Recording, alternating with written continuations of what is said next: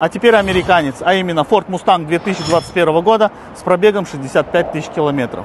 Под капотом у него расположен двигатель объемом 2,3 литра EcoBoost High Performance, на выходе у которого 330 лошадиных сил. Автомобиль в агрессивном обвесе от Shelby GT500, начиная от нижней губы, заканчивая деталями в салоне.